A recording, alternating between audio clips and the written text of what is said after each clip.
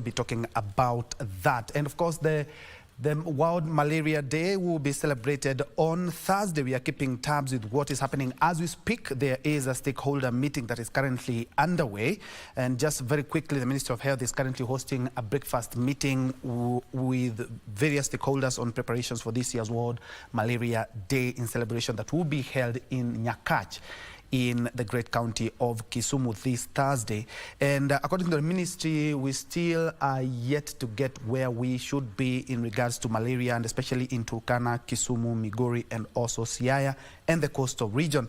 But there's some light at the end of the tunnel. Homa Bay County has been able to reduce the malaria incidences from 38% to 3%, which is quite something. We'll be crossing over to that breakfast meeting a little bit later. My name is Njue, and Brian Muraru will be our sign language interpreter for these live newscasts. Of course, I'm expecting a number of experts in this field, but as of now, I'm joined by Kimani Mwangi, who is a political analyst and also a leadership and governance expert.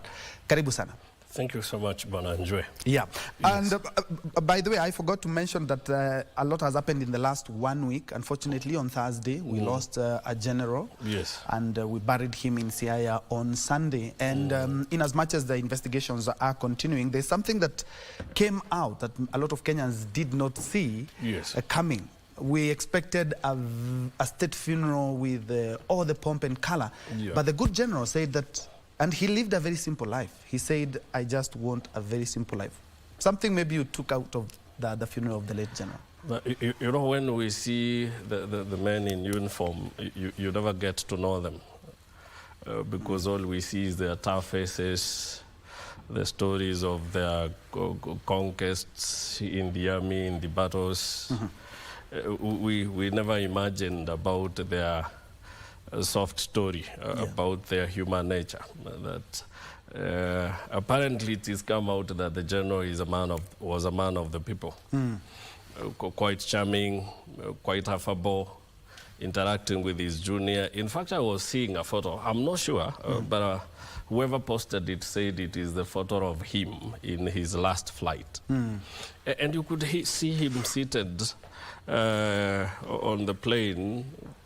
Somehow you could call it pressed together in a way that you wouldn't expect a general of his stature to travel. An indication that he was a man of the people. He didn't have these, you know, the complication you expect from these senior fellas, that they have to travel almost alone in a plane to show the might. Yes. Unfortunately, every good story has an end, and his came to an end rather abruptly. Nobody saw it coming. The only thing we can say is to tell the family, pole sana. And I would also support the leaders who said it's good for us to have a closure. When you have such a senior man die in unclear circumstances, we need to find out what really happened, not necessarily saying that there was foul play in his death. But again, it is good to dig deep, find out what happened, so that we avoid such mistakes tomorrow. Because we do not expect a chopper carrying the CDF of a nation to just come down 5 minutes after it took off. It's rather something is amiss somewhere. They say the security of the CDF is more or less like the security of the president. So in other words, we are saying that the plane carrying the president can come down. It should be almost impossible for that to happen, because that plane should be manned, well maintained. It should be the best of the planes, because we are carrying the topmost military man of the nation. Very true. He is the symbol of our security as a nation. And if such things can happen to our general, then we need to ask ourselves 1,001 questions. Who is safe? Especially above in the air, as if the general wasn't safe. So there ought to be serious investigations into what happened. Then there ought to be serious measures taken to make sure that such doesn't happen. Remember, he is the first ever general to die while in duty. He isn't the first one to fly, but he is the first one to die. Meaning there is we've gone, we are no longer as serious as we've been, if I would put it that way, taking care of our generals, because what has happened, in as much as there is always first thing to ever happen, but again, it shouldn't happen to our generals. Very true. And actually, something that has been pointed out is that in the last couple of years and months, we've had a number of air incidents which should be checked in. And allow me now, it was just one word, and especially for what exactly has been happening. Karibu sana. Sami Meli, he's also a governance and leadership expert. Thank you so much indeed for making time. Thank you very much. Yes, and deep into it. A lot has happened in the last one week, and we will be looking at that. And I'm looking at the country in the last couple of weeks in terms of the raging floods that we've witnessed. Something is very funny. 5 years ago, 10 years ago, we've had floods. Unfortunately, every time the floods will always carry people, both property and lives. This is something, it's a recurrent cycle.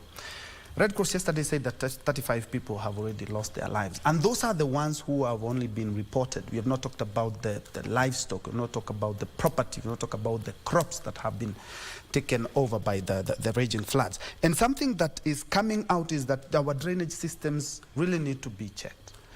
A flood happened in one of the countries in the Middle East, and within a few hours, everything was clear as if that never happened. Unfortunately, that cannot happen. Meli, if you can dig in. Thank you very much, Troy, and good morning. It's good to join you again. And coming to the flood issue, one is that our cities are not well planned, especially when it comes to drainage. Our cities are not well planned. If you look at some cities like Paris, I've always used this as an example. Their drainage system came fast. The drainage themselves, or the tunnels that carry water out of the city, are so huge that a whole lorry can go through it. Ours are just small tunnels. Even at the moment, even as you see the repairs being done, still doing small tunnels that still allows water to spill over into the roads, into the fields, instead of directing water direct back into our rivers. At the same time, I don't think we have a long-term plan as a country, especially on the flood issue. Because there's a Ministry of Water that comes out only when there is a crisis. And when there is no crisis, they are not proactive, they are just quiet. And just as you are still on that, looking at the pictures on our screens as we speak, it's easy to notice the expressway, of which that is more or less one of the latest infrastructures that we've had. This is Mombasa Road, which was one of the busiest roads in East Africa. And you can see what is currently happening, and we are still a few months into the long rains.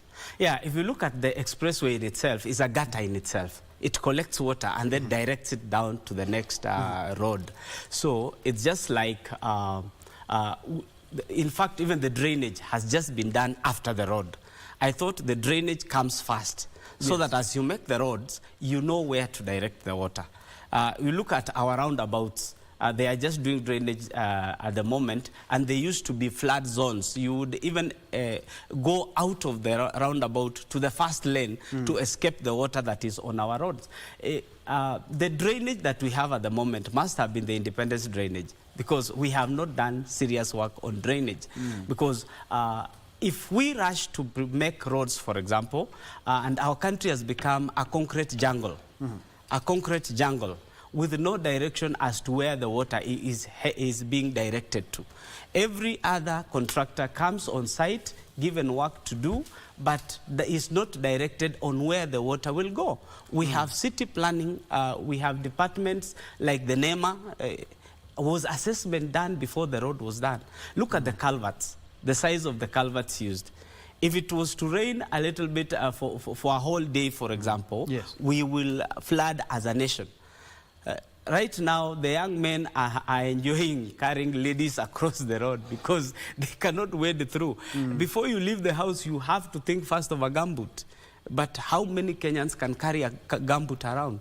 Yes, it is raining. Look at our buildings. They're directing water directly onto the roads, onto the pavements, onto the streets. Yes, And the other day, when the governor, for example, was told by the estate owners in Kileleshwa, yes, he is being reminded that there is something that needs to be done about the drainage.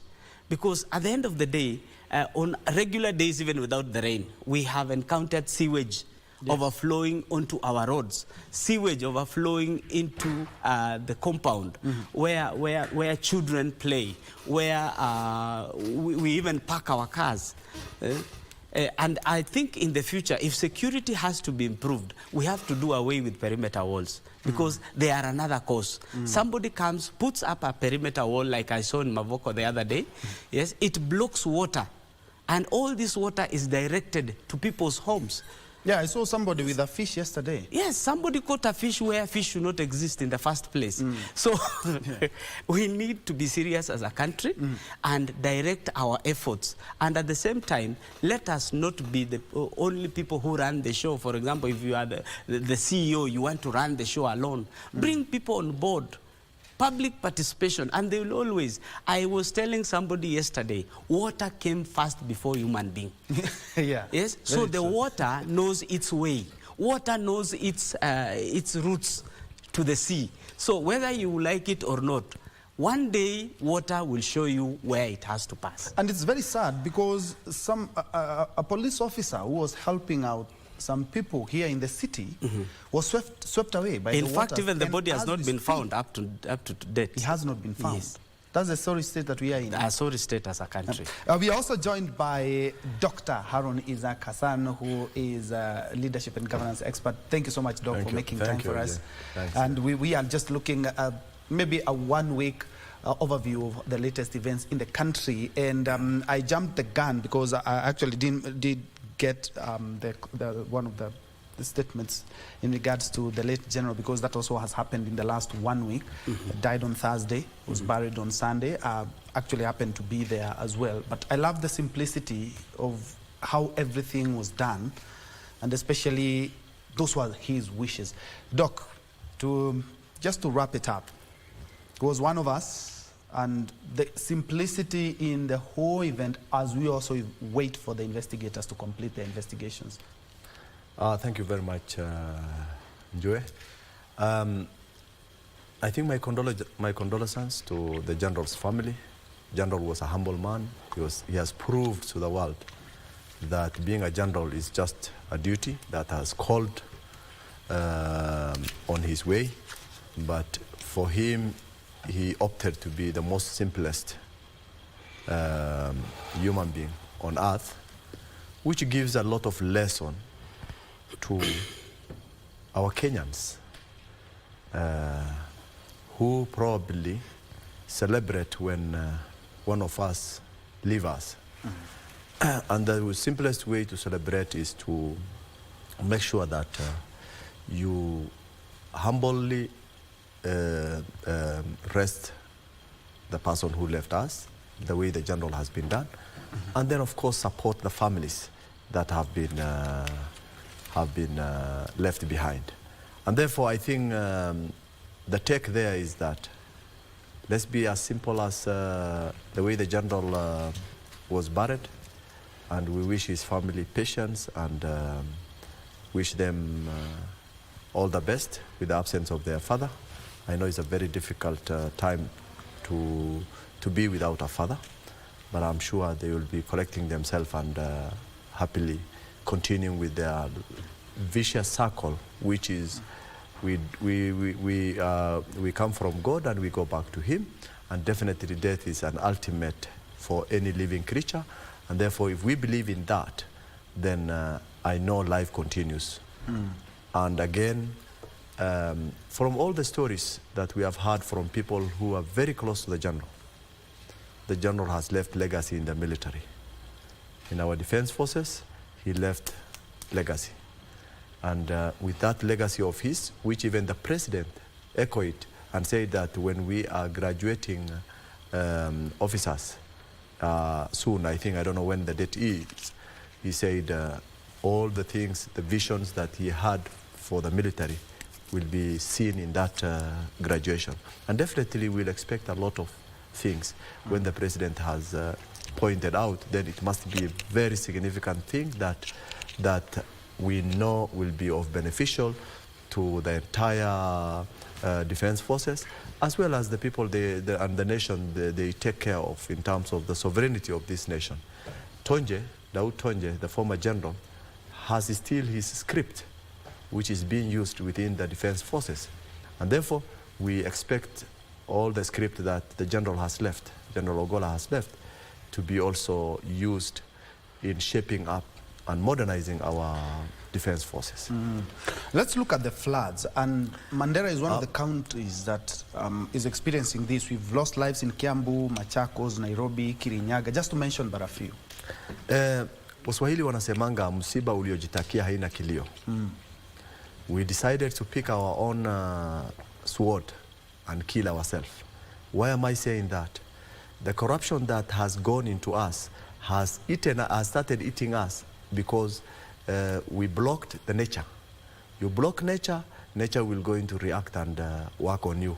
Even if it is not today, tomorrow you will going to see things which are not normal within the environment that we did. That will be a calamity for us. Because of our own actions. Because of our own action. Why am I saying that? You know, our earth is designed in a manner that it has a place where the hill is, it has a place where the rivers are, and it has a place where the plainlands are. And of course there is a forest. And all those play a great role in keeping us safe. Ourselves, the people, the creatures who live there. If we interfere with any of the ecosystem, then just know that it's a matter of time. It's a time bomb that awaits us, which if it comes, then it will be very difficult for us to recover from it. For example, all our rivers are locked in Nairobi. We have built skyscrapers on the rivers. Just imagine heavy water coming every year, cleaning up the salinity of the soil, and then the soil becomes loose. The more water passes through there, it becomes loose. What will happen eventually? Those skyscrapers will start sinking if they don't collapse immediately, depending on how the architecture of their buildings were strengthened. Eventually, they will either sink in or they will going to collapse or fall. And therefore, the current crisis that we see at the suburbs of the city or within the city or at the county levels is because our own plans, city plans, have been very poor, and this is a collective responsibility. It is not one individual that you can blame. You will find people saying, so long as nipeleke huko karatasi yangu ya approviwe, sinitalijilipia pesa. You know, this is the language Kenyans use when they want to go and secure a government document. What are they trying to tell you? Is that they will not want to put into any consideration anything that will going to be the consequences of those actions they are doing. For example, now you have seen in Syokimau, you have seen this building called 360 where yesterday the government all were there. It's a river which passes there. And if you know the history of that building, it's one of the senior government officers who built that structure, and he has sold and he was given approvals. Yes. And he has sold to innocent Kenyans. We know him very well. He has given to, he has been given approval. He built that place. He sold off to innocent Kenyans. Now he has collected his money and made the profit he wanted to make, but Kenyans are suffering today. For those who decided to buy a home there and thought that they have secured a long-lasting home for their family, that is not the case, because now they have to be evacuated and those structures have to be demolished. Who will going to return their hard earnings that they put in that investment? God knows. Because in Kenya, even if you are given something and that thing does not work, you have nowhere to return it back. It's the nature of our nation that we don't consider the person who become a victim of circumstance to be given back his property. And yet the person who will still be protected is the one who has sold to them, who will have returned back those monies of those Kenyans. And there are over almost 1,000 households. It's not a very few people we are talking about. 1,000 households, according to the UN standard, each household has 6 persons on average. And therefore, that is 6,000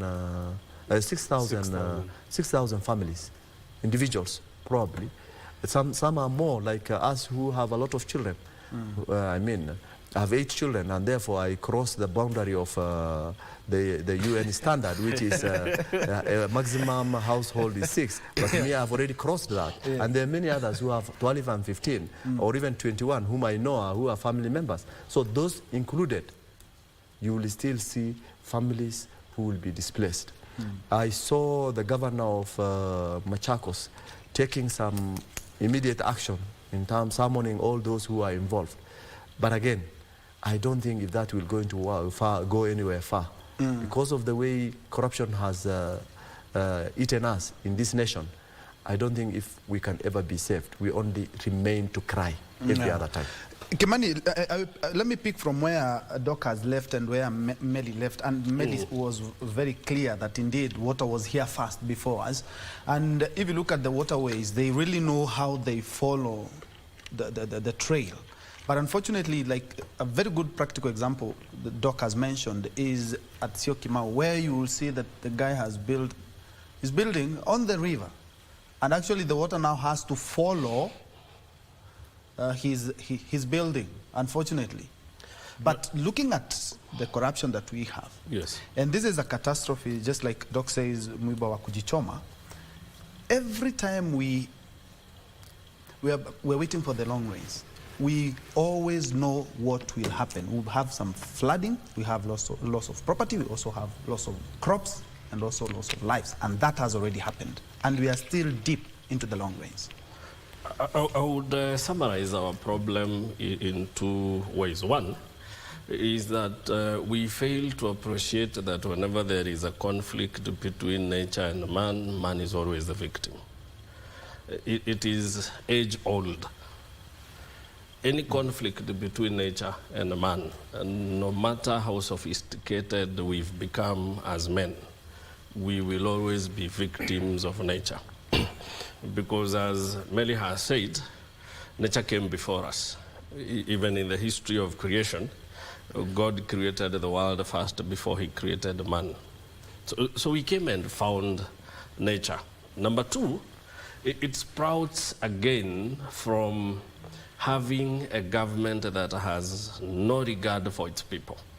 And let's face it, the disdain with which our governments have handled our affairs is all written in the corruption and enablement that goes into people who interfere with nature.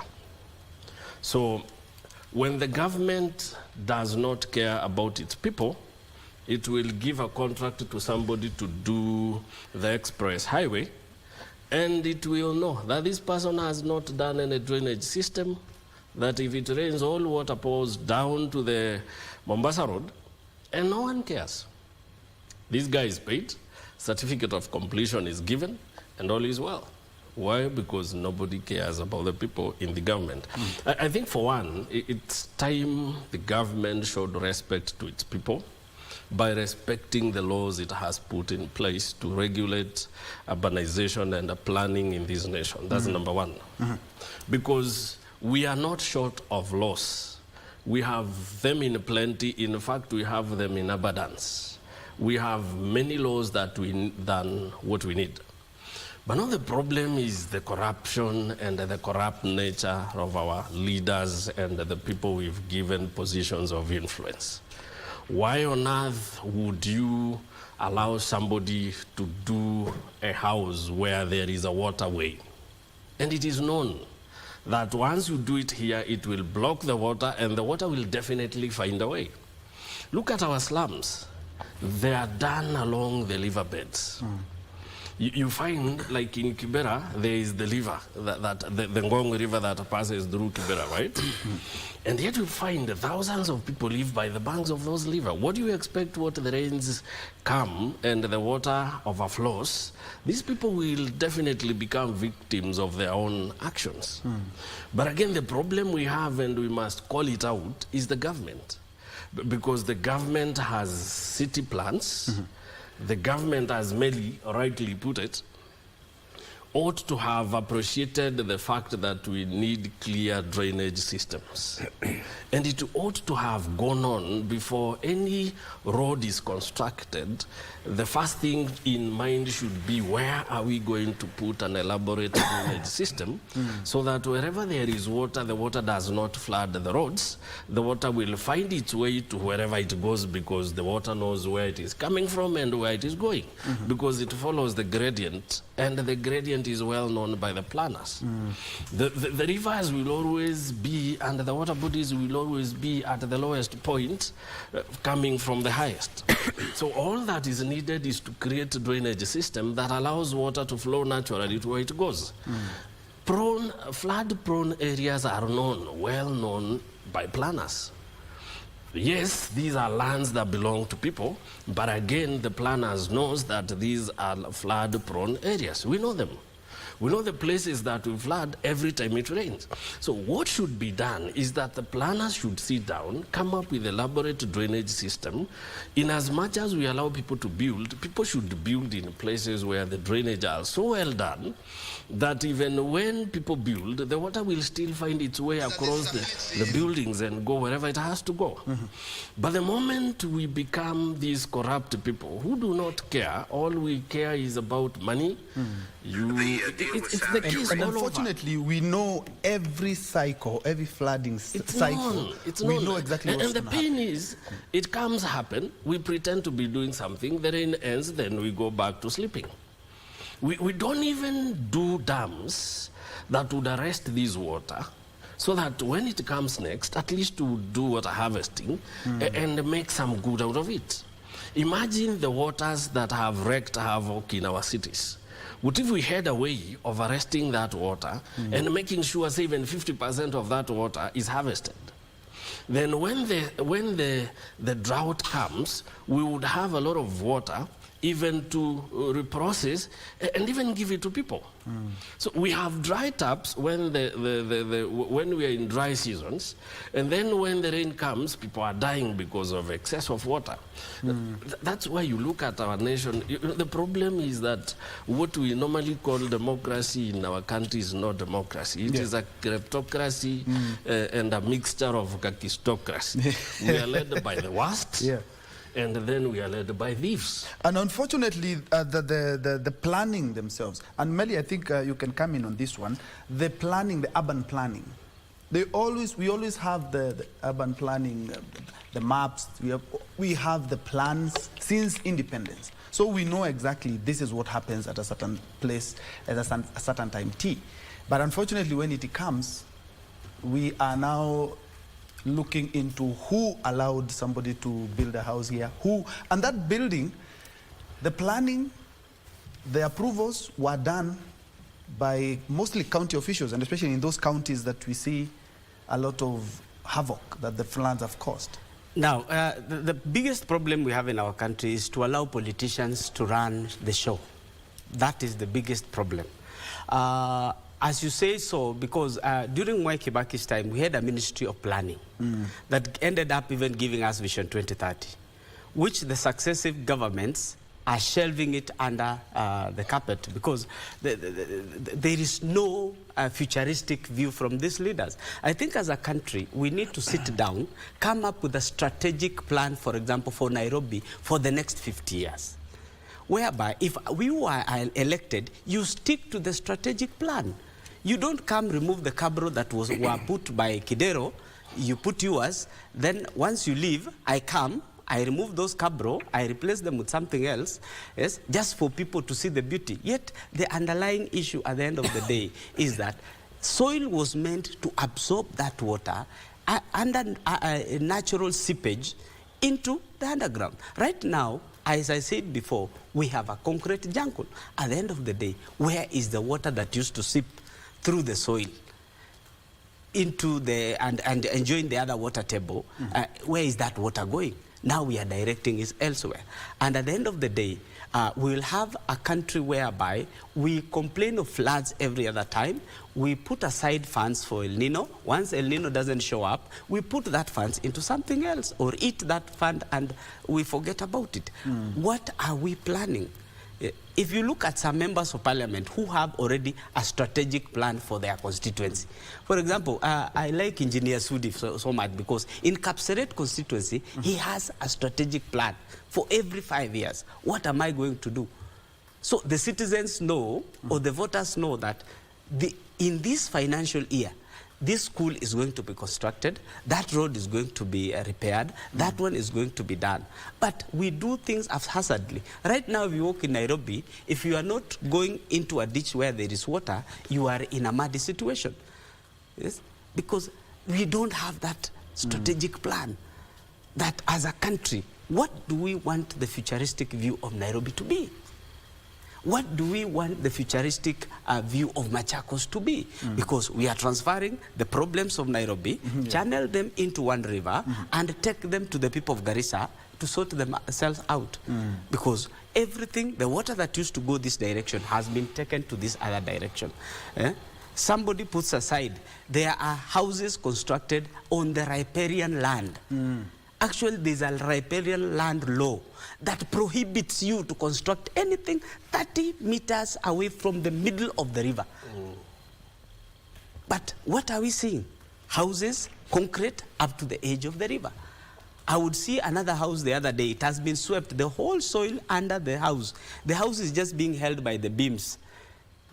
Otherwise, in the coming days, you will see that house going down. Because we have encroached on nature.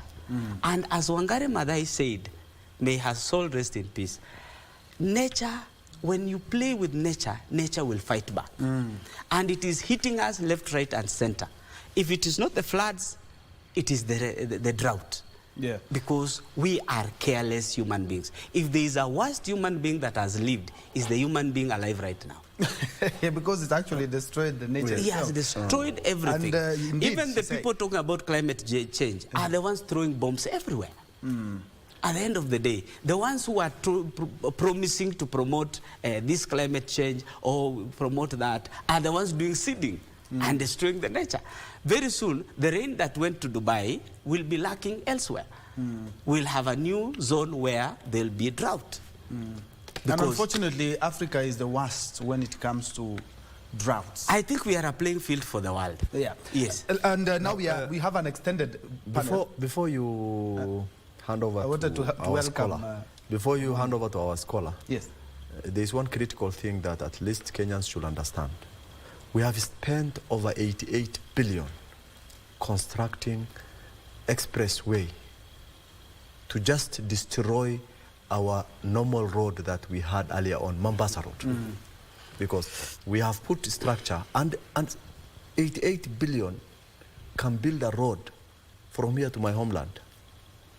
And yet, we have used that to establish a modern expressway that has become a distraction for Nairobians.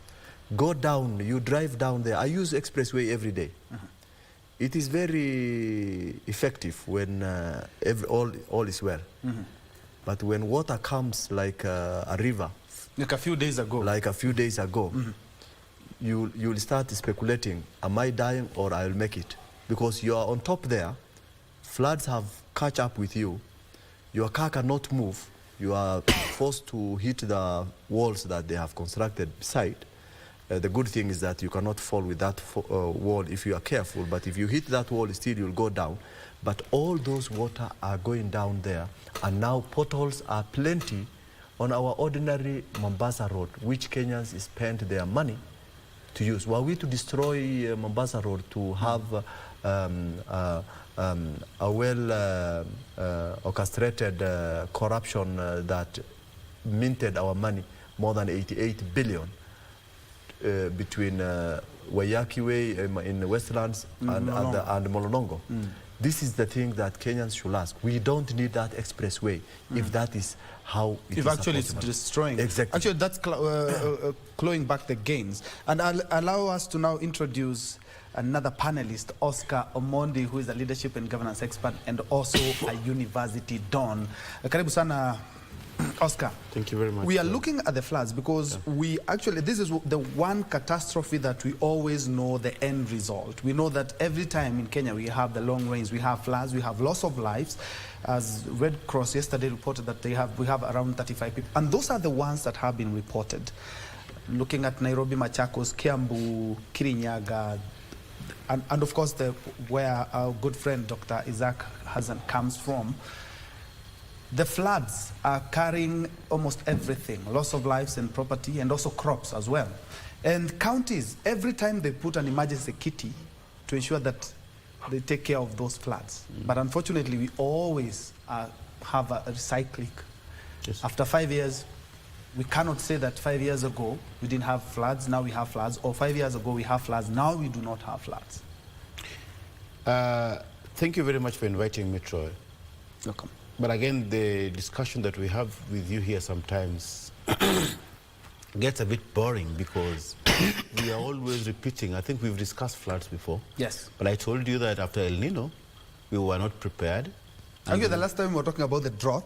We talked about the floods, then we went to the... I told you from El Nino, there'll be a La Nina, and then after La Nina, there'll be another El Nino or there'll be other flood. So, we are going round and round and round. But again, the question is, why do we have this? I mean, there's disorder, and sometimes this disorder is used as a political tool.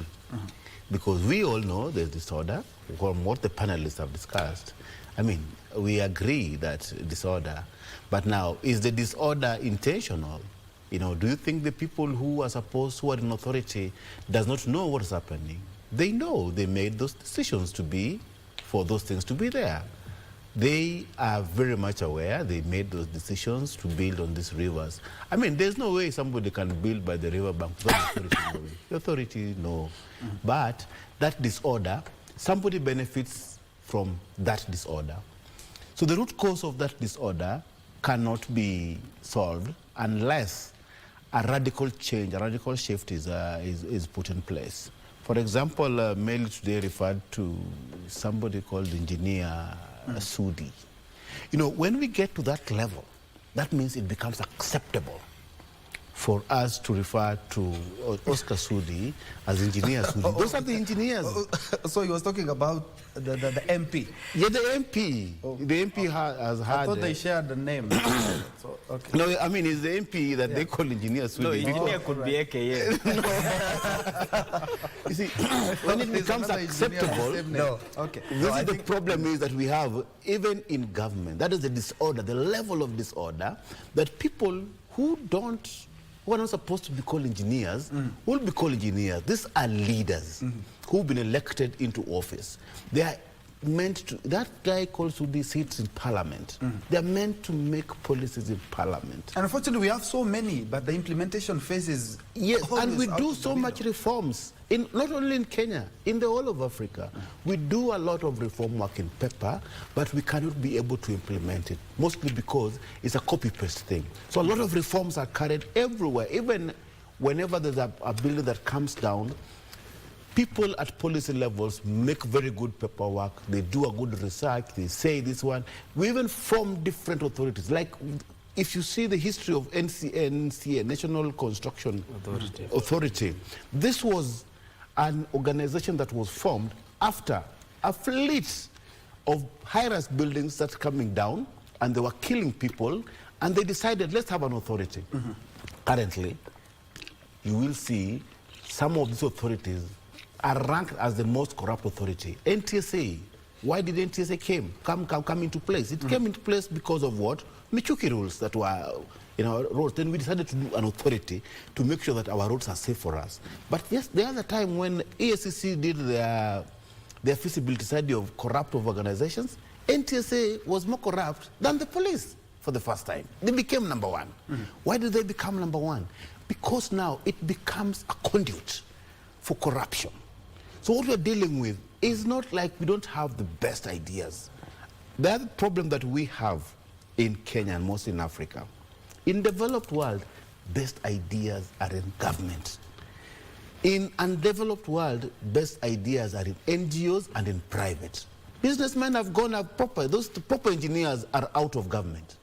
Yes, people in government are people who call themselves engineers, but they're not engineers. You know, so at the end of the day, when the kitchen, the food that is brought from the kitchen is already bad, whether you bring it here, how good you make it flowers and what have been the presentation, the food did not work out well in the kitchen. People who are producing, who are initiating policies from government are not the right people to be in those offices most of the time. But people again shy, like county governments. County governments inherited people who worked in the local authorities, the local, like the county councils and what have you. You know, the employment at that level used to be MCAs and councillors by that time used to bring their brothers and what have you, and those people got into that. And now they have a very big wage bill. But still, they cannot compensate probably well a proper engineer to work at county level because the compensation will be, some compensation will be low. So somebody will prefer to go and do either private work or do work in a private company that does this particular business. But even if you want to do a road, or even if you want to do a house at the county level in government, we still rely on those government engineers. Sometimes if you see the drawing of a road that has come from government that you're expected to do, if you are an engineer, you see this thing is not workable because somebody has downloaded it from an online thing, pasted it to you, given it to a contractor to do that work. They didn't go to check the environment is going to lie on. Is the soil very good for it? Did they do a good feasibility study? Everything was not done because there were no proper people from the kitchen who are supposed to cook and bring up policies and do the dirty work there to bring it to the table. So at the end of the day, by the time we see things, we end up with whatever we see today. The express road is talking about, I promise you, my brother, it will come down. Yes, definitely. No question. Why would you say that? I'll agree with you. You know, it's a There's no drainage, and there's something up there. Really, we have a roof here. If there's no drainage up here, it will come down. It's not like you can have, You're going to scare Kenyans. The normal road, You're going to scare Kenyans. yes, I'm a layman on this, but from my thinking, a normal road that is done on ground, yes, you can have that it doesn't have a proper drainage. Nature will still understand you that there's no proper drainage, but this is just a normal road. But if you do a high-rise road up there and there's no drainage up there, what will end up? It will end up coming down. I think express road, give it a few years, it will definitely come down. The other day I was in the shade, because we wouldn't want such a situation because it puts a lot of lives in danger. Yeah. That is something that can be corrected as opposed to us waiting the same way we have seen. The expressway has been, it's not a last year's infrastructure, it has been there, and it took a number of years. Yes. There's something that they can check to construct, so they can recheck the drainage systems. And that is, I think that is what we need to do as a country, and especially in Nairobi. Yeah, but again, I think on matters drainage system, sometimes a good expert engineer can come and do an evaluation on it and condemn it. You know, it depends on the expertise. When a proper expert comes, checks the structural thing that was done, he can decide that, okay, I've checked this one, there's no way you can even put the drainage. The best solution is pull it down and do it again. All right. What have maybe a last word on that? Do you concur with what Yes, I totally agree with him. Oscar is talking about?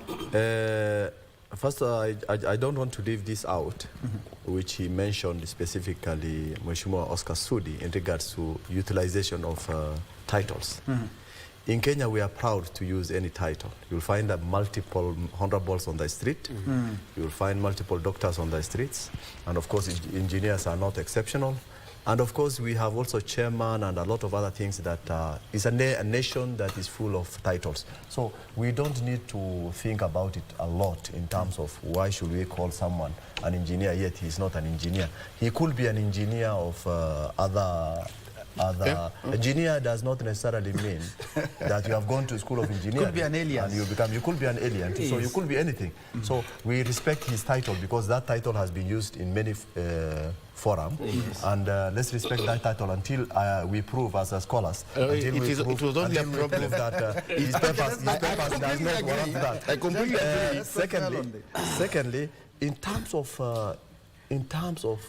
expressway, if you ask me that, we will stop using expressway today before disaster occurs.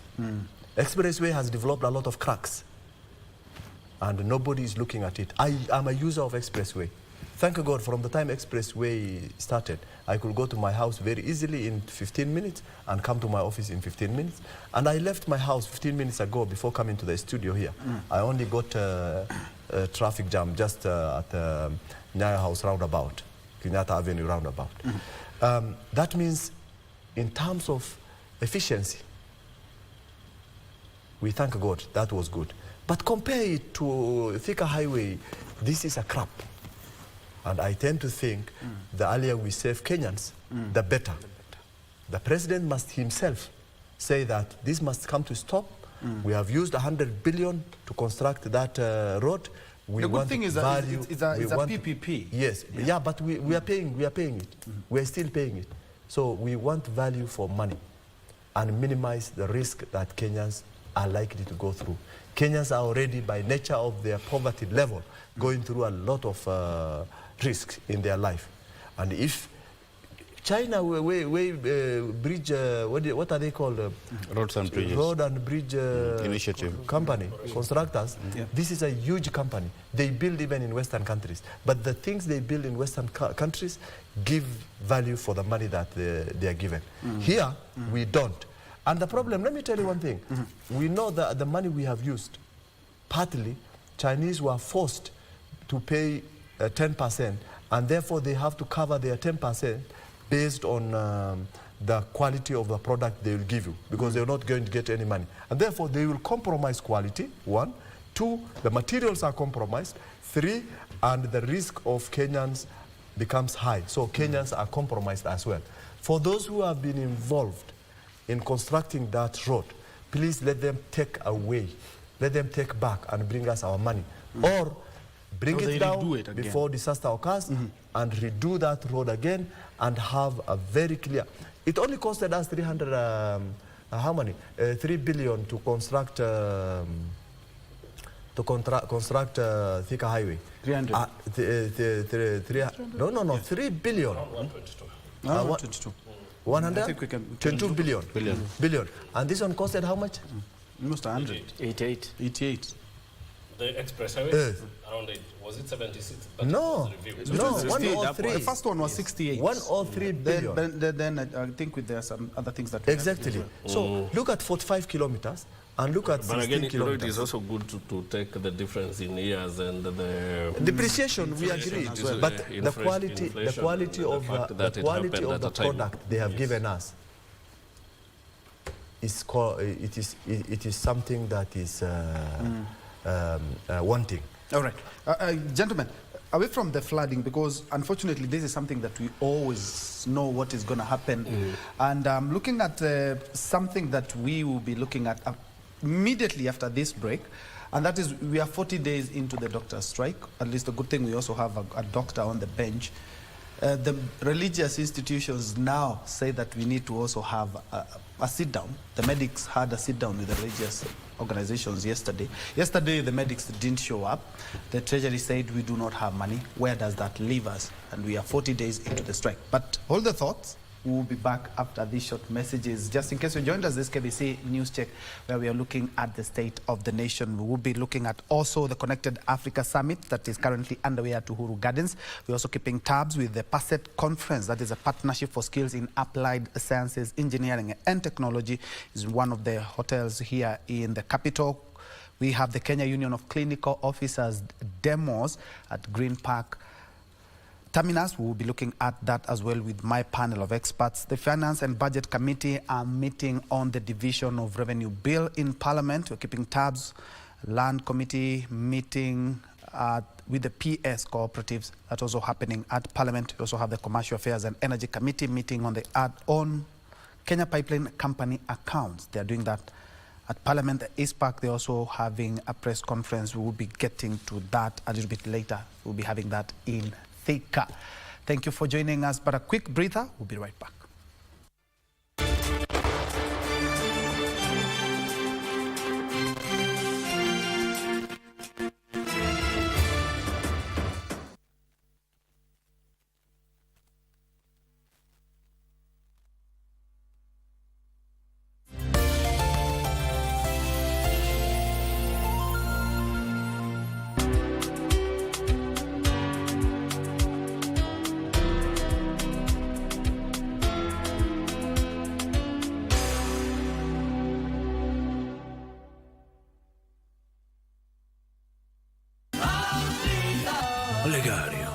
I see you're a very successful man. You practically have all that a person may want in life. Tell me. Take the reins once and for all. Live your own life. Can't you see that the man loves you? He's always after you. Yes, but then... To clear the air with him, is that so hard to do? Mr. Oligario, where is my daughter? Huh? What did you do with her? What did you do with Amparo? Daddy, where's Ruben? What did you do to him, Daddy? How is he? Let's go. Yes, sir. Amparo!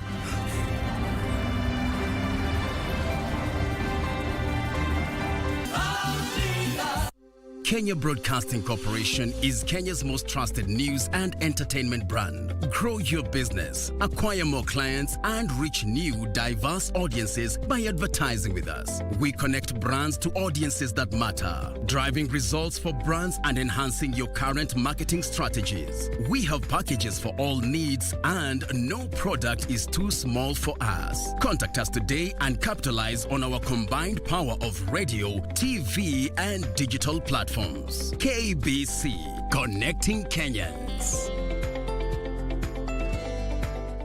Could someone please pour some cold water on? Life can be very busy. But everyone deserves a laugh. We inject humor in your week's activities with episodes of Classmates. You need to see this. Camaraderie. Mischief. And everything in between. To keep you smiling all week long. I have a few minutes of Bordeaux, so why not? Tune in to KBC Channel 1 every Monday to Friday at 6:30 p.m. for a daily dose of comedy.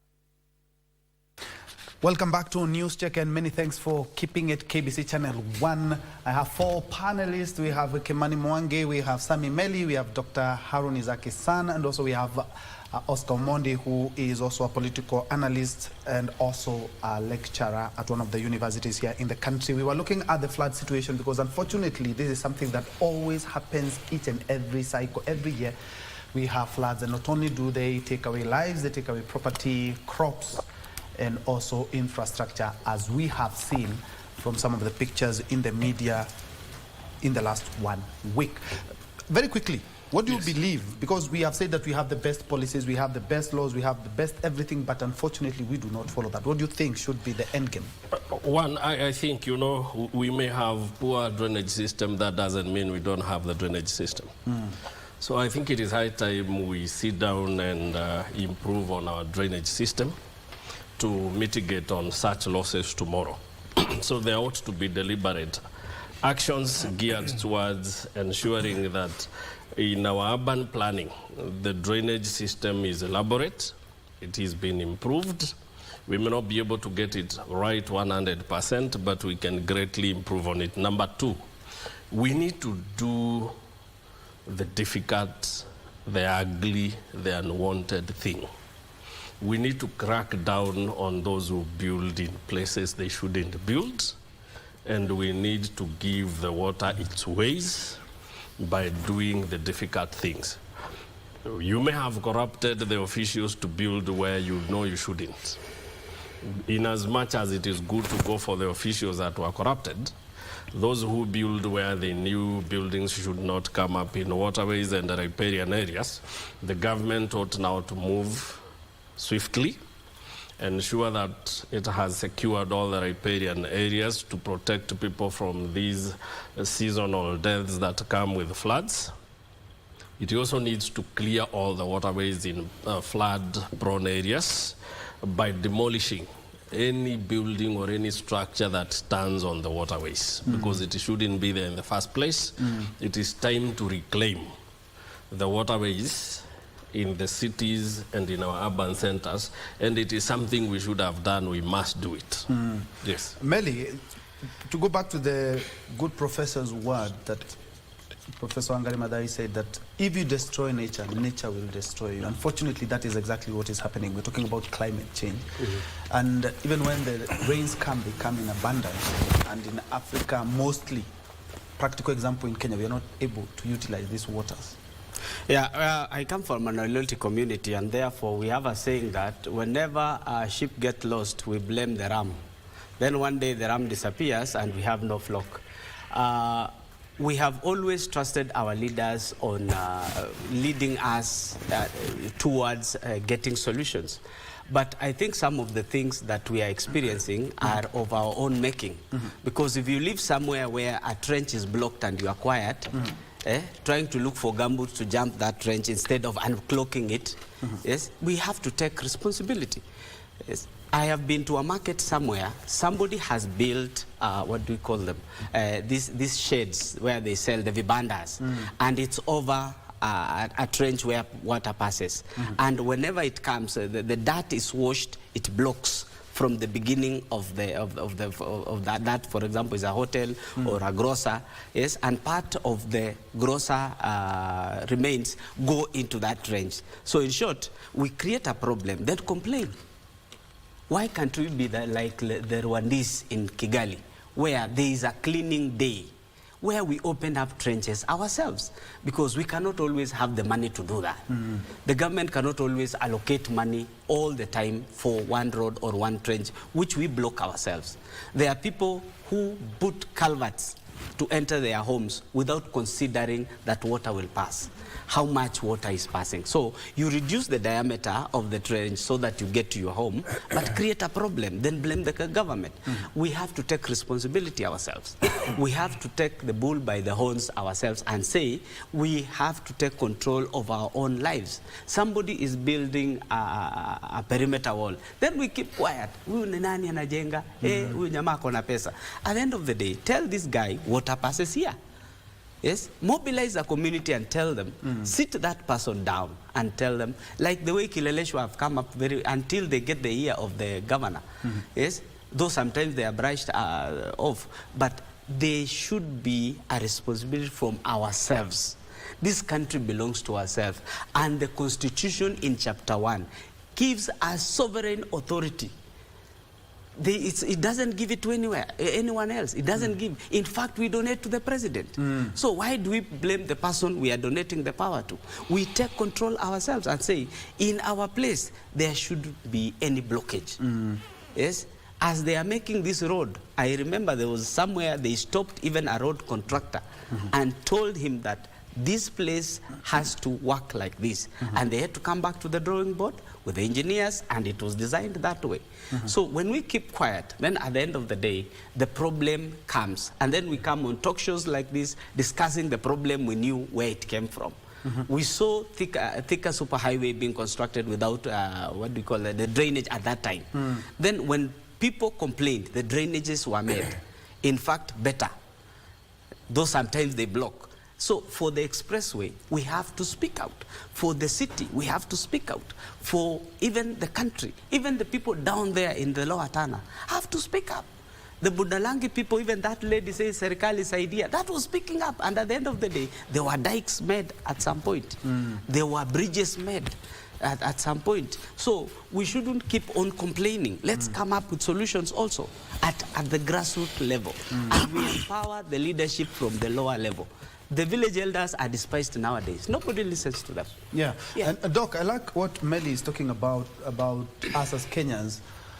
Article 1, indeed, as he has mentioned, that it gives the power, sovereignty, power, and everything to us Kenyans. We donate it actually to our leaders. And looking at what as we were mentioning about in regards to the contractor who built, you see, he has built a structure just on top of a river, and now has diverted. Water has now, unfortunately, has to be diverted by the building itself. And sometimes you find that this building, perimeter wall, as Mehdi is saying, they lead water into people's farms. And unfortunately, because you're afraid, Dr. Hassan has a lot of money, has put a perimeter wall where there's a river, you just keep quiet. As Kenyans, we can also change that. Everyone has a responsibility in building the society, and of course taking care of your environment.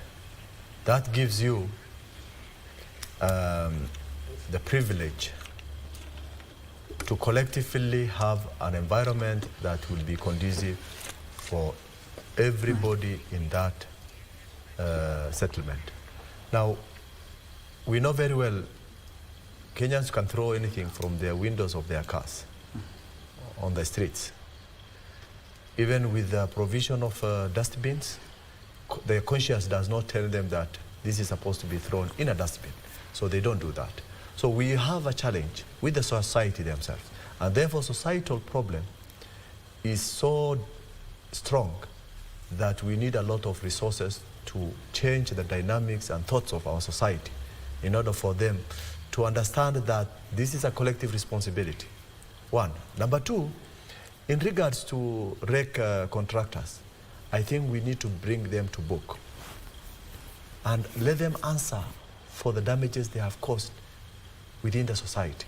Secondly, for those who have approved those plans or given go-ahead, the construction, knowing that it was on top of a road, both entities that are involved, they should be brought to book. Because according to our understanding, government documentation lasts as long as the government exists. And therefore, on that note, we expect all those structures that are in the river beddings or on top of the rivers or even water flows or the swamps where rivers where constructions were not intended to be constructed at, we should reverse it back. We should go back there and check documentation. There are people who have signed. There are those ones who have passed on. There are those ones who have retired, and there are those ones who are still in office. Those people should come to, they should be brought to book. If we don't punish people who are killing the society through their corrupt decision, then we will never move out of corruption and we will never end this crisis. You will see someone calling, a very senior government officer calling, when you complain or you say this is not right, let's move on. And we are trying to say that the society must take their lead and take their sovereignty and act. No, the law does not say that. We have those privileges, but we have handed over to respective authorities. You are not supposed to be interfering with properties of other people, the so-called properties, even if they are in the wrong place. But you have option. One, to report to the authorities who are involved.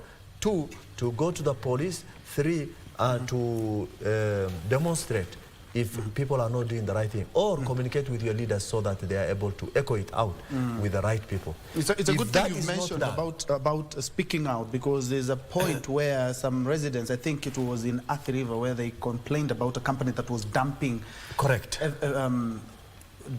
waste into a river, and that changed. Yes, absolutely. This is a long time when, according to Jirongo, when nuclear waste was deposited in northern Kenya, we were illiterate. We were people who were just like animals. We were following our own animals, and we were enjoying when people come with a vehicle and digging and using you to dig a place.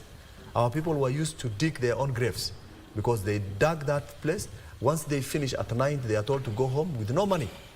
And then the animals that were slaughtered for food at that particular time when the digging is going on was also theirs, because they were forced to bring it. And then at night they dump those things and close those the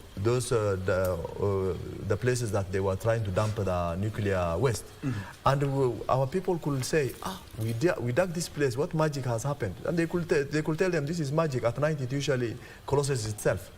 And they had to buy that in because they did not understand the whole technology that those people come up with. So community can do something and refrain others not to commit crime or commit something that will going to affect them later.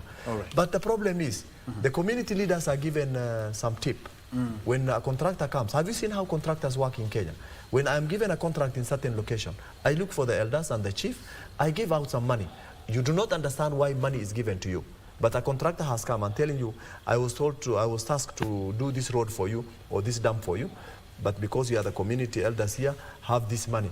Nobody asks, what is the purpose of this money that you are giving me? And why should you give me and yet you are coming to do your work and doing for us some work? Nobody asks. The chief is given, all other community leaders and government officials are all tipped before anything is started. And therefore, when you are tipped, you are blindfolded. Because we say in our proverb in my homeland, we say, a mouth that has eaten lives with a shy. You cannot speak once you have been given something. You feel you will shy from saying the right thing. And that's how people lose their sovereignty in terms of reacting to people who are doing or the wrongdoers. All right. And hold the thought, because we...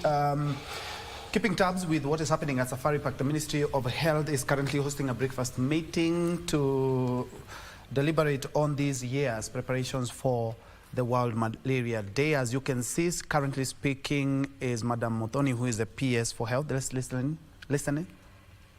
Of 2024, and it covered 95% of the households.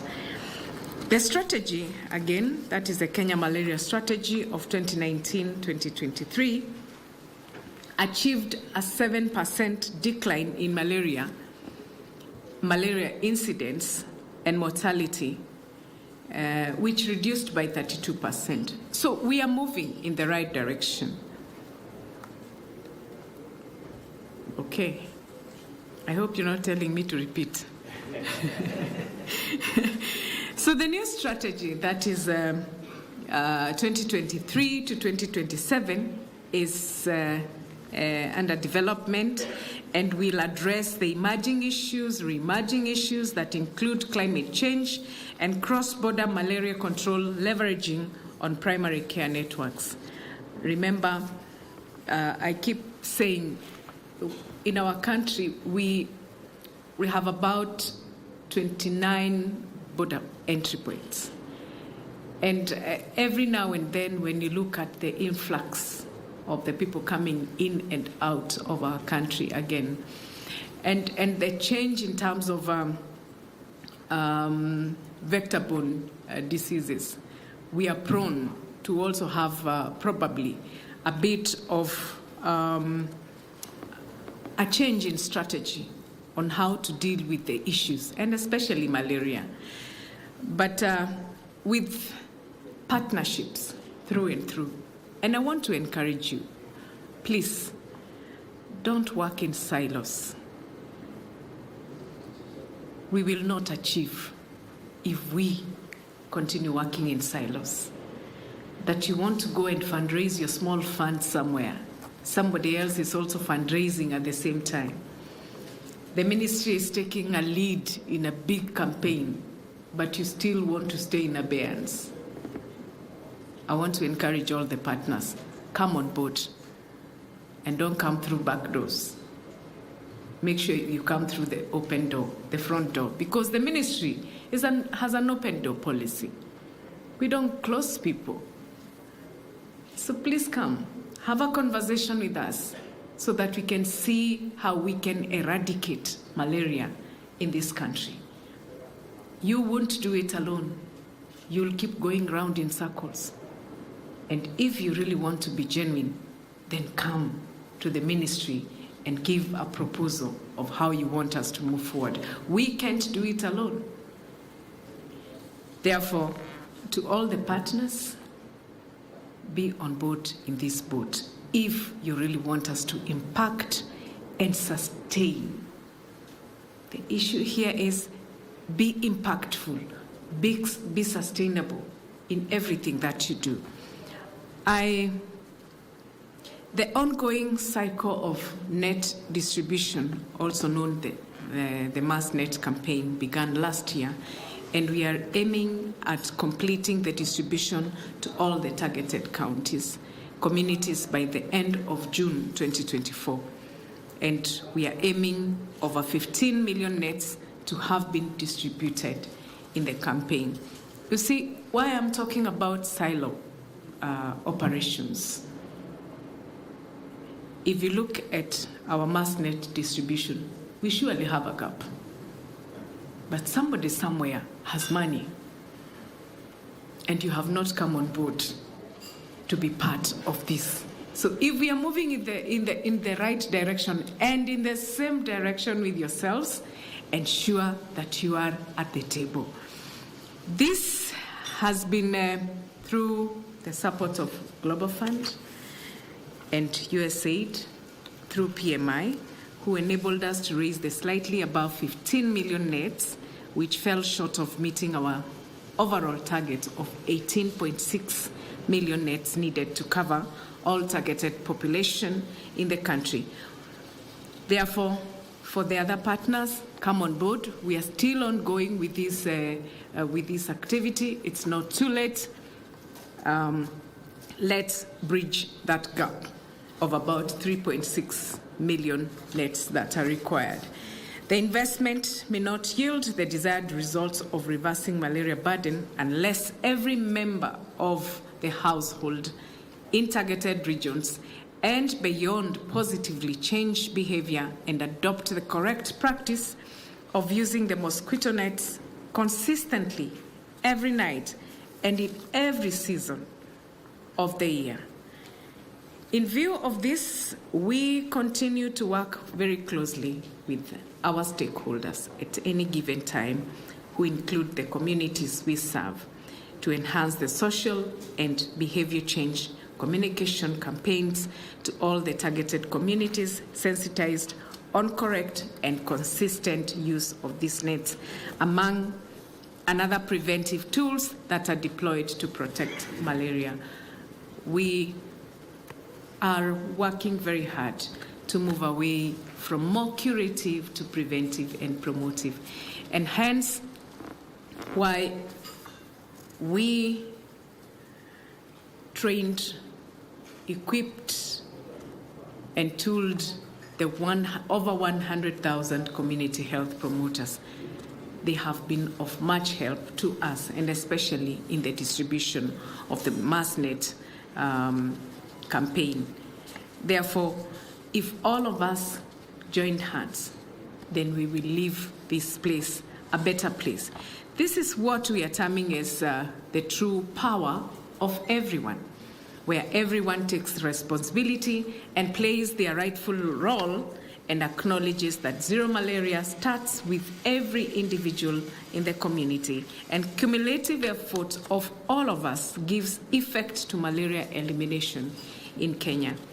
This year's theme, Gender, Health Equity, and Human Rights, calls on us to prioritize better outcomes for women and girls by applying a gender lens malaria programming and ensure that this demography of our population access health services by eliminating all barriers confronting them in line with our UHC agenda.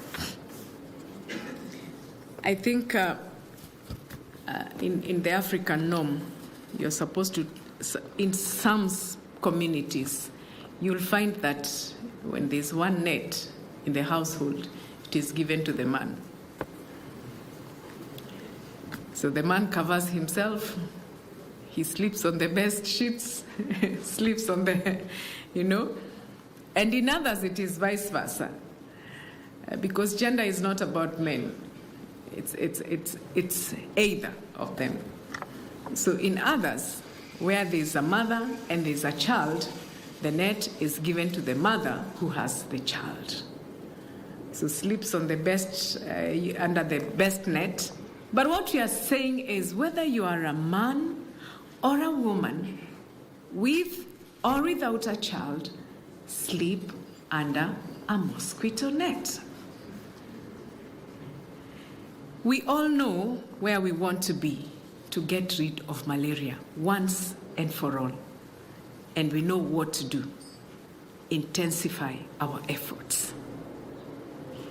In all this, we must appreciate that to fully implement our strategy, we need to invest significantly. So it's not just about the net. What about the investment that is put in the strategy? Implementation. Where are we at? And the just ended strategic plan had or has a funding gap of about 24 billion. We acknowledge how our funding partners, including the Global Fund, USAID, and even the ad hoc support provided by the private sector through platforms such as End Malaria, have been of great value. There has been public health PS, Madam Mary Muthoni there at Safari Park Hotel, where they are having a breakfast meeting in regards to the preparations of this year World Malaria Day, celebrations that will be held in Nyakach in Kisumu County. And very quickly, she has talked about concerted effort by different stakeholders bearing fruits, mentioning that there have been a 7% reduction in the cases of malaria in the past 1 year, and calling on all stakeholders to join in the fight to kick out malaria in the countries. Talked about challenges, financial constraints, and as one of the main challenges in the quest to eradicate malaria. And Homa Bay County has been lauded. Another county has been lauded. Siaya, Turkana, Kisumu and Migori still need a lot to be done. Straight to you, Oscar. And in Nyanza, there has been a lot of cases of malaria. You see Kisumu, Migori and Siaya, they talk about a lot needs to be done. But Homa Bay has been mentioned as one of the counties that has stepped up its fight against malaria from 38% to 3%. That is something to be proud about, even as we wait for the medics to go back to work. Anyway, before I say something a little bit about malaria, you know, you cut me off before I finished my bit on disaster. I think the solution is that we do not have to reinvent the wheel. We've had a ministry of special programs and disaster management in this country, which was doing so well. With the climate change problems, where we move from El Nino to La Nina to what, we cannot leave this thing to Red Cross, because currently we don't have specific person who is in charge of disaster management in the country. We don't have anything that deals with it, so we rely on Red Cross. When you go out as Troy to look for information, like for example, how many people have died? Are they 35? Yes. Who has told you? It is Red Cross, not government. This is not something we can leave to an NGO. We must have not a department of government, not a department, a special programs ministry which deals with disaster management, be it cholera, be it even armyworms in the Siaya, be it things to do with disasters like cholera, be it something to do with floods, fires, whatever happened in Embakasi when there was this fire of the gas explosion, in Kirinyaga, the alcohol problem. These are disasters that disrupt communities and disrupt our economic situations and social lifestyles. We must have a line ministry which has a budget from the exchequer to deal with it. All right. So that is my position. Okay. Issues of malaria. Kavi, we already have a vaccine to deal with this. This malaria ravages us. We come from Siaya. This is a disease that will get hold of you, Troy, on a Monday and you're dead by Wednesday. It is a bad, bad thing. If you get malaria, you fall dead. It doesn't give you time, because when the hospital is like 10 kilometers away and you don't have transport or a boda to take you there. And the doctors are on strike. And the doctors are on strike on counties like ours, which relies so much on public health. There are counties like Gishu or Nairobi and Mombasa, which probably rely so much on private health. But from these counties that you're talking about, these counties rely 90% on public health. So the pinch of doctors' strike is really felt by some of these counties. They're not private hospitals. Like, for example, I tell you, I come from Siaya. There's one private hospital in Siaya town, which only has almost, how many, 30 beds? You know, and this is a vast county that has one referral hospital and all this. So if this thing to do with malaria's problem is the pharmaceuticals. There's what we call, and we saw it during COVID-19, the politics around vaccines. When somebody releases a vaccine and somebody says blah, blah, blah. So the vaccine should be rolled out. But the problem why the vaccine cannot be rolled out, although it has been proven to be almost 75% safe, the only reason why it has politics around it is because the pharmaceuticals that have been doing malaria medicines, because they claim that they've spent so much money in doing their research to produce those drugs, they wouldn't want a situation where we get vaccines so that vaccines can deal with this thing. Issues of nets and what have you have not helped us so much to deal with this thing to do with malaria. It still kills people. Nets, people sleep in nets at night. Where I come from, mosquitoes will bite you during the day. You could be right. You just sit there like this, and if you don't have a trouser and a sock, they will bite you. You know, so nets are not our solution. Our solution is for people under the age of 5, let them be vaccinated. And the vaccination has been allowed and should be rolled out by government. But I know the politics around vaccines, that pharmaceuticals organization, big farm tech, who produces the coartams of this world, Dr. will tell you, they wouldn't allow such a thing to happen because they will be out of business. So that is the issue with malaria. So going round and round that the husband sleeps in the night and so on, no, this is all rubbish. What I think is that government should put so much money on vaccine, people under the age of 5, let them be vaccinated out of malaria. Doc, you... I think it is true that we have a lot of challenge in the arena of managing malaria in the country. But Ministry of Health has done a lot. Malaria is a historical disease that we know very well killed many people before the era of medication. And we know a number of even family members whom we lost through that. But Ministry of Health has done a lot of effort globally, but also a lot of contribution has been given into it. And the malaria control program in the country is a standalone program that looks specifically on how to deal with malaria cases, reduce mortalities as a result of malaria cases, and of course prevention strategies. We may want to blame quite a number of Ministry of Health workers on lack of proper management of malaria cases. But I think it also comes back to the environment in which we live in. Breeding of mosquitoes occur in stuck waters, where water is stuck and stay long, and that's where they breed.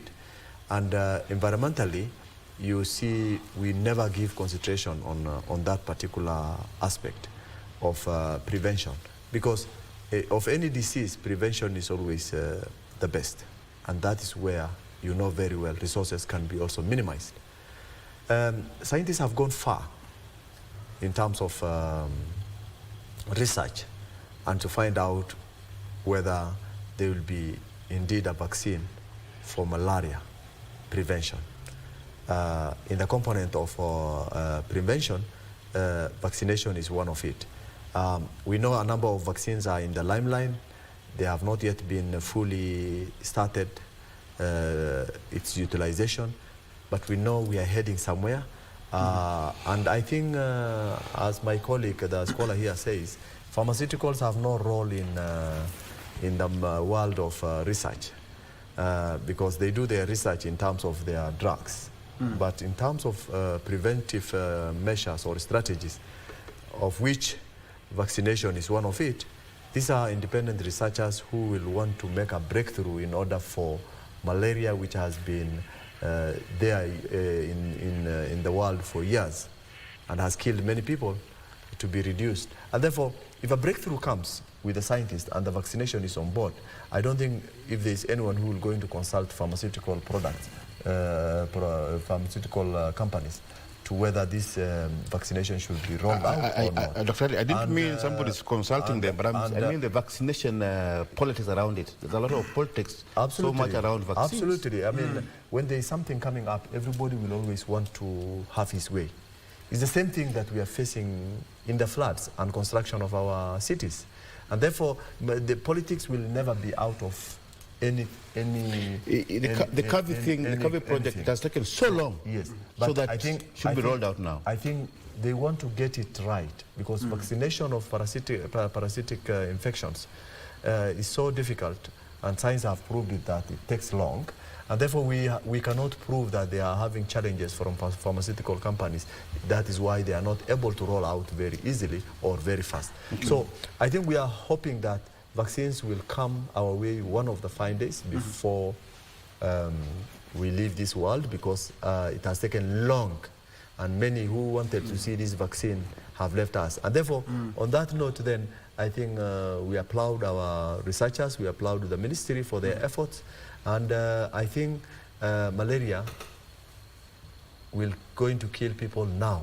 It is raining, and this is when the breeding is high. We need our medical fraternity back to their normal work. Yeah. The business of our politicians playing politics in the life of Kenyans should stop.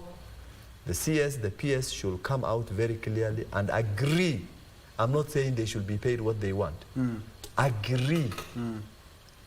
That's why it's called negotiation. Agree on something that will go into and we'll be looking back at that. Our medical fraternity, our medics to their normal work, so that common Kenyans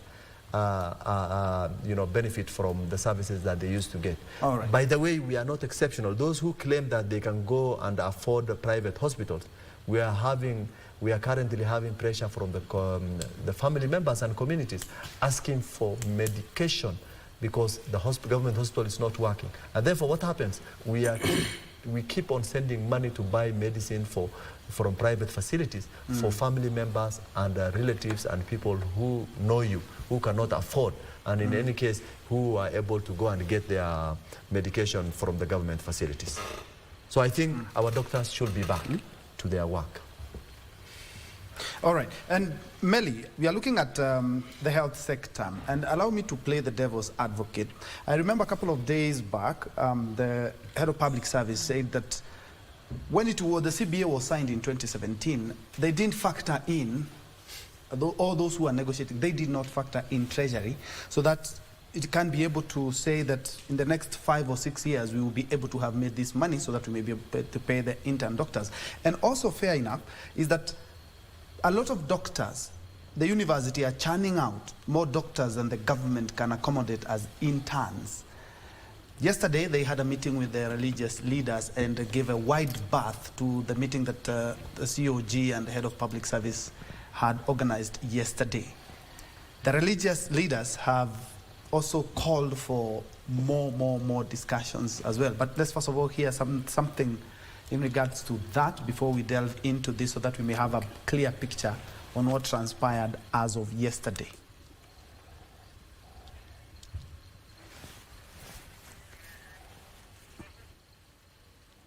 To wait a bit longer to have the medics resume their duties. Head of Public Service Felix Koskei says the government side had agreed to postpone the signing slated for Monday to mark the end of a month-long strike. He agreed that the union leadership goes back to report to their council and their membership so that they can ratify for us to come and sign the return to work agreement. According to Koskei, most contentious issues concerning the strike have been resolved, and the government is waiting for KMPDU to conclude ratification of the same with their members. Concerning the sticking issue, it's something that we discussed yesterday, and now they are continuing with their meeting, and we have to have our meeting tomorrow. So we don't want to preempt any, and we don't want to set up anybody. So wait for tomorrow's announcement.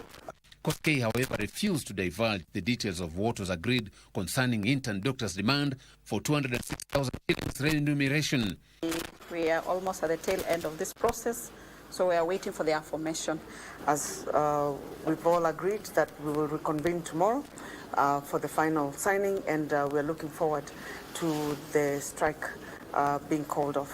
Thank you. A return-to-work formula drafted by representatives of both sides is now a subject of discussion by the Doctors' Union KMPDU officials, who are expected to take a vote this evening on whether to call off their strike. For Prime Edition, I'm Joseph Wahungu. That was a story that was prepared by Joseph Wahungu. That was about 6:30 in the evening yesterday, and they did not sign the return to work agreement because they say whatever they had agreed in the CBA of 2017, there are some places that they need ironing out, and unfortunately they did not sign that. They were given more time to have a look at that and maybe come to an agreement in regards to how they are going to be coming back to work. Melly, you've seen and you've heard the doctors yesterday did not sign that return to work agreement, and in as much as they want the CBA honored, a lot has changed since 2017, and the treasury factor is something that is coming into play, and that I believe that is why the head of public service made that statement in regards to that CBA. And in as much as the doctors want all their grievances addressed, just like they agreed in the CBA, unfortunately the coffers are not quite full as they should be, and the government says we are churning out more doctors than we can accommodate in the internship program. Now, we need to find a middle ground. The healthcare sector in this country has been in the HDU for a very long time, and we want first to thank the doctors for being patient with us from 2017. It's not easy. I am sure if it was another organization, they would have gone to strike sooner than they did this time round. Now, when there is an agreement, I don't think you should be reminded that we had an agreement to do 1, 2, 3, 4. The government has different departments. The government has officials who should remind Treasury every other time. As 2018 approaches 2019, they have to keep reminding the Treasury that we had a CBA with the doctors that has to be implemented before this date. Unfortunately, I said in the other programs before that, we are a reactive nation rather than a proactive nation. We didn't have to wait for them to go on strike, to give them their dues, and then negotiate. I think somebody should have called them and told them, we had an agreement in 2017, and we are seeing it coming close before we fulfill it. Can we come to the table and see how best we can go about this before the crisis comes? Because right now, there's pressure on private facilities. There are people dying in their homes. There are, even if you were to get an accident today, I'm not sure you will make it to the hospital, even if it is the poorest of the hospital. Because the benches are empty, the offices are empty, the doctor's consultation room. I was being told the other day, the first 10 that appear in Kenyatta in the morning are the ones who are being attended to. How many people show up? Yes? Thousands. Thousands. If you are to attend to 10, is that a real thing? Let us, if you are training people to come out as doctors, make sure you have something to give them to do. Because I can't come negotiating for my salary. You tell me in 2023, we will consider you. Then when I come, in considering that in 2023, you want to reduce even what I was earning in the first place. That shows some dishonesty in government. That is why no one trusts the government.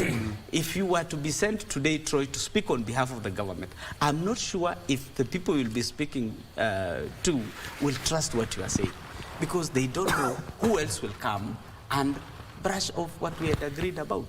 So our professionals should be treated as professionals. The doctors save lives.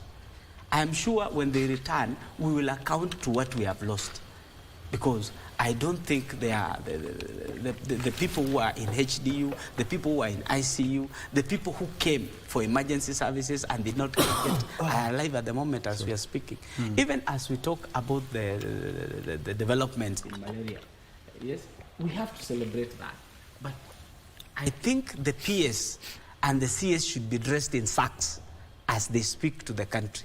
Because we are mourning already. It's a mourning situation because their sectors, look at how they are dressed. They look so smart, like nothing is going on. Yet the country, their sectors are not even working. All right. Yes? Kim, I'm looking at what the government said, and it has tried to at least meet them somewhere. But the doctors say that unless you do what we agreed and signed, but things have changed in as much as there is that CBA. And remember, yes, the government had not anticipated this number of doctors because we have every year university are churning out many. Troy, the government knows everything. Yes. I'm looking at the economy. Yes, the government knows the number. But in terms of preparing the treasury itself, Troy, before you give it to we know our if it's colleague, a university has 100 medical students, we know 100 students every year. Yes, I'm talking about treasury because the head of public service did note that treasury was not quite involved in that, in the CBA, because the coffers themselves, even the head of state, that Troy, for now. Troy, I think I said I'm playing the devil's advocate. It's my turn. Yes, I like the way you... I just want to clarify one thing. Let me clarify. No, I just want to clarify one thing. Okay, just a minute. Let Kivadi say something. I like the way you're ganging up. But I said, I'm playing the devil's advocate. Yes. In as much as the doctors want the CBA honored, and the treasury coffers are not quite as they should be, where should we find that? In fact, I'll also join you in playing the devil's advocate today. Yes, because so we have to. And remember, we have a doctor. We have a doctor on the bench. No, we have to. It's a fact and opinions. Yeah, we are not fighting. All right. This is how I put it. It's true there was a CBA in 2017, which listed a number of things that was agreed upon by the committee that was formed then. Part of it is that the entry point for interns would be job group L. What I know is that the civil servants job group entry for graduates it's K, right? It's K, yes. So if you arrange K, L comes after K, alphabetically. So L then is the job group that is after the job group K. But again, these guys were to take home 212. Graduates who join civil service at job group K take around 37 to 42,000. Now, I don't want to water down the efforts that is put to train a doctor. But again, the disparity in the earnings is way above. When you pay an intern 212,000 a month, I know this is inclusive of allowances, and that doctors have special allowances because of the special nature of job, which we must all appreciate. I think doctors must also appreciate that we are in Kenya, which is a growing nation, and which is struggling with the wage bill, and that they are part of this nation. And while CBAs must be respected, they don't have to be abrupt. They can be respected in phases. Teachers have been on strike, lecturers have been on strike, and it isn't always that you get whatever you want. You may come on the table. The reason it is called negotiations, it's a give-take. It is horse trading. We want this money paid to our interns, 212,000. The government says we can only pay 70,000 for us to absorb as many interns as possible, because we are the ones who carry the purse. We know what we can afford to pay for us to employ all the interns that are being churned from universities. I think it is a case of the two people being sober enough to agree that there isn't enough money to pay 212. 70 might be low. Then they can agree on a figure that is not 212 and not 70. That's number one. On the other issues of the doctors, there are some parts of the CBA that are not even negotiable, and which must be kept as it was agreed. Issues like the conditions under which doctors work, yes. those are not negotiable. But on salary, the doctors must also stop being headstrong. They must listen to the government in as much as the government ought to come on the negotiating table with open hands and clean heart, the doctors also need to reciprocate in kind.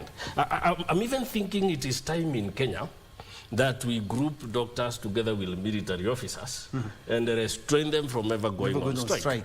Because they took what they call hypocritical oath, that they will protect life at all costs. Now, how is it protecting life at all costs when you've been on strike for a whole month? 41 days today. Yes, 41 days, imagine. There are Kenyans dying. Na nyinyi muko huku kwa street, you are singing that tutalipa kama tenda.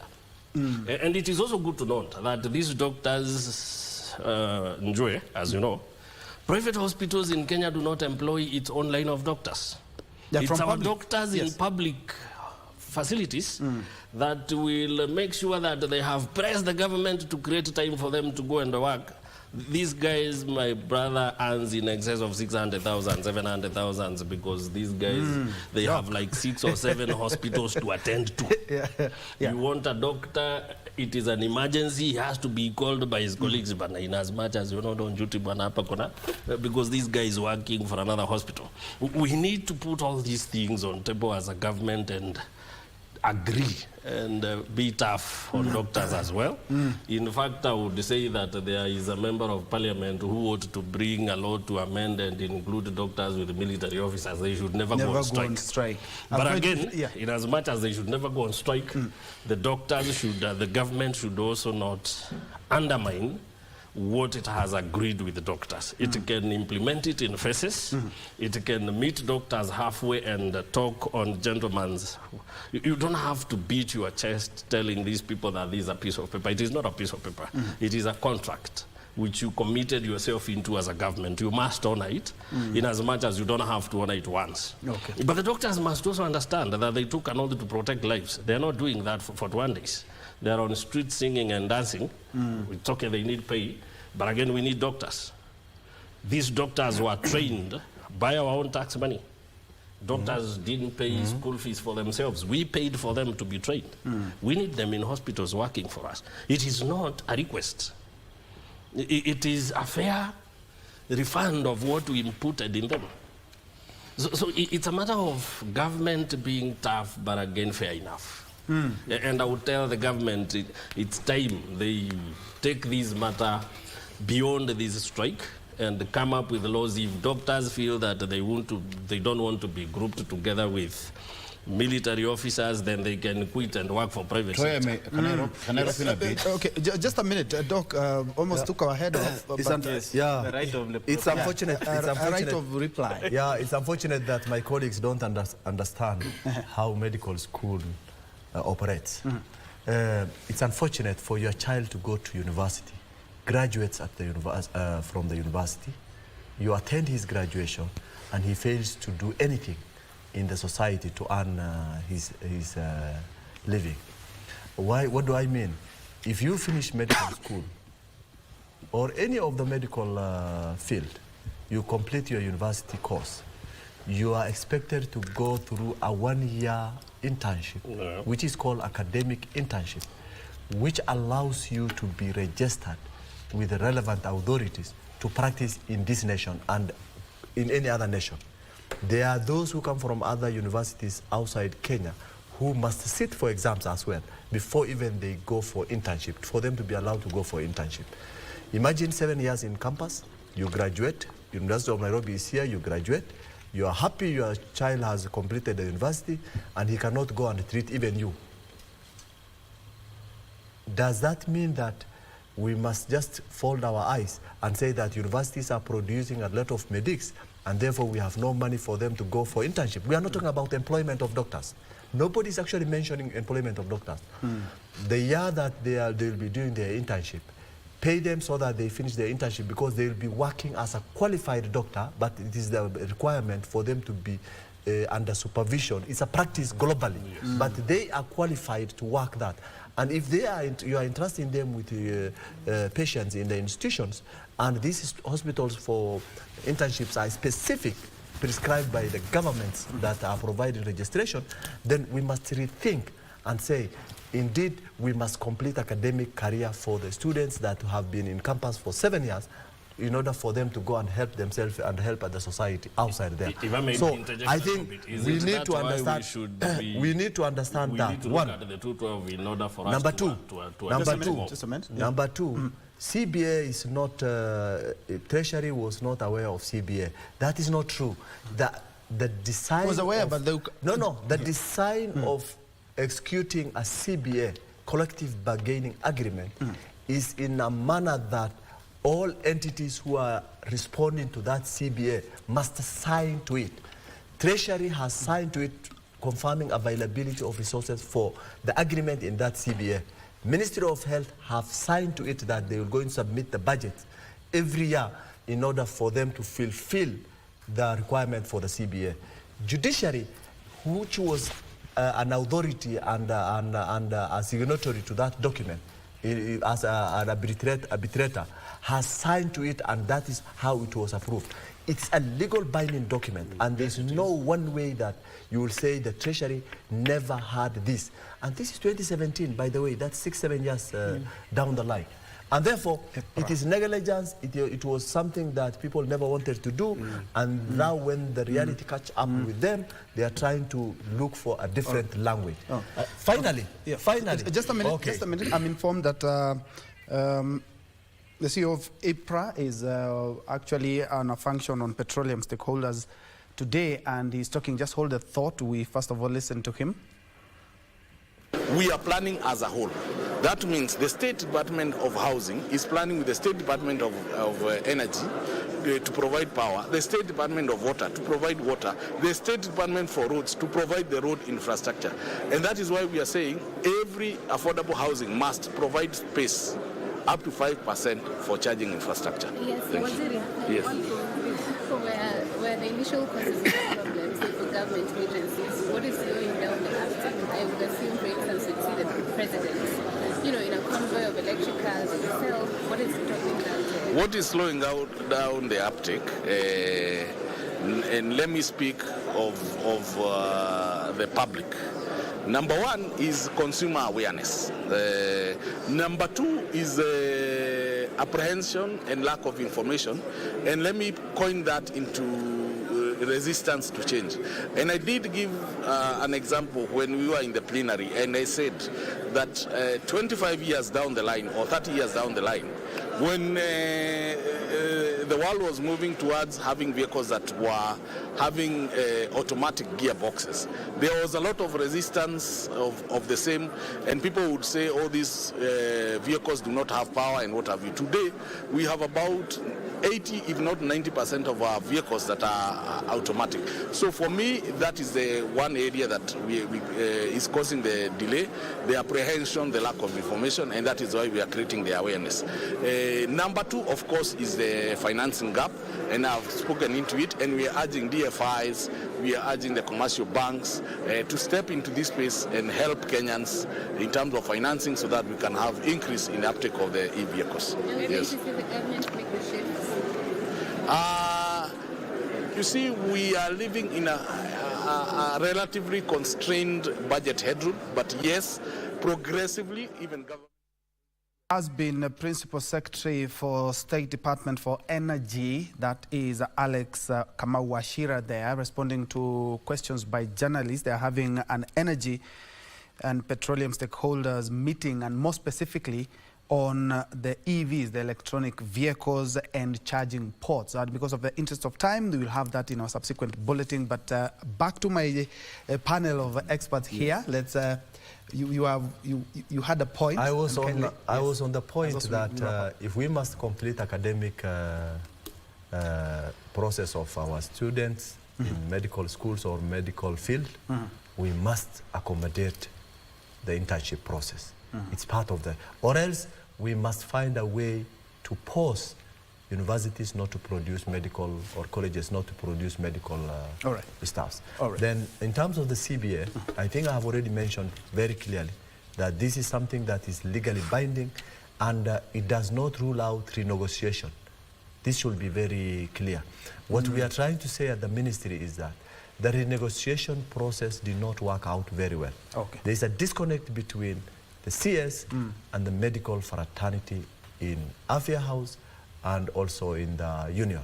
Okay. And if this all is brought together in a very logical way, I know we will make a breakthrough, and our medical or health workers will be back to work, vibrant as they always been. All right. Thank you, Doc.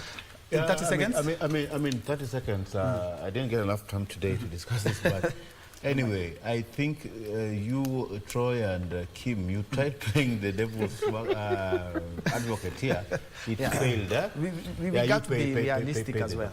You get me right. You can't manage that strike. There are people whom you can manage their strikes.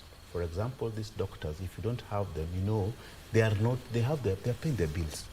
They're still treating in private hospitals. They're getting their money. So such a person, you can't manage that strike. The best thing is negotiate and negotiate better. But now the negotiation, the way it has gone, one side has an upper hand. Okay. If you are a good negotiator and you can see, the doctors have an upper hand. Let's get a better negotiator other than Felix Kosgei to deal with this thing.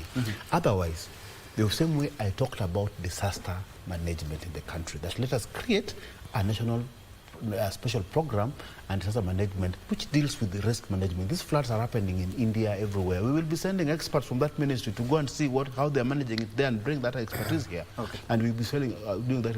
Issues of doctors, these are wage things. I thought we will get time to discuss the wage bill conference, the outcome of the wage bill conference. This will be part of that one. So we need a collective idea on how to manage our wage bill, and this will deal with even the doctors and other CBAs that are coming up in the near future. Meli, 30 seconds? Yeah, mine was to say that, one, the government has never lacked money. The money has always been there, and we have always seen the budget increase. It doesn't make sense to tell doctors that there's no money when you can set up money to repair Uhuru Park and make Uhuru Gardens. Yes, and come up with amorphous projects that some have never been finished. Okay. So put human life first. A Kenyan life should matter more the way an American, a single American life matters. All right. We should take care of our citizens. We should take care, and at the forefront. If the ministry, the health sector was devolved, it should have been devolved with entire resources, because we are wondering what is the national government doing with a devolved function. All right. Kim?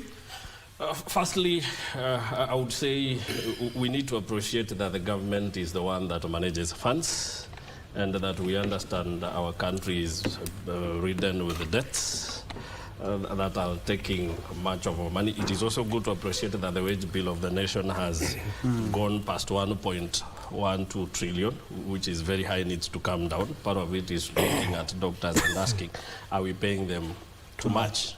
Because it is a discussion, in as much as we don't want to hear it, it is a discussion we have to engage ourselves into. I may support the doctor that we need to have every intern getting a chance to complete his course. Part of it means that the intern needs to be paid. If they stick on 212, when the government doesn't have enough to pay all the interns, then the doctors themselves are putting a bottleneck in the training of the interns. I think it is a matter of them agreeing with the government on good faith that it doesn't have to be 70, it doesn't have to be 212. Let's agree on a figure that is reasonable enough. Then let's agree on a way we shall make it 212 eventually. Because these are quagmire. We are in a debt quagmire that we'll eventually get out of. All right. Thank you so much. Kimani Mwangi is a governance expert. Just next to him, we have Sami Meli, Dr. Isaac Hassan, and last but definitely not least, Oscar Omondi, who is a university don and also a political scientist. Thank you so much indeed for watching. Let's continue this conversation on social media. My name is Njue, and Lensa Odingo has been a sign language interpreter for this program. We started out with Brian Murab.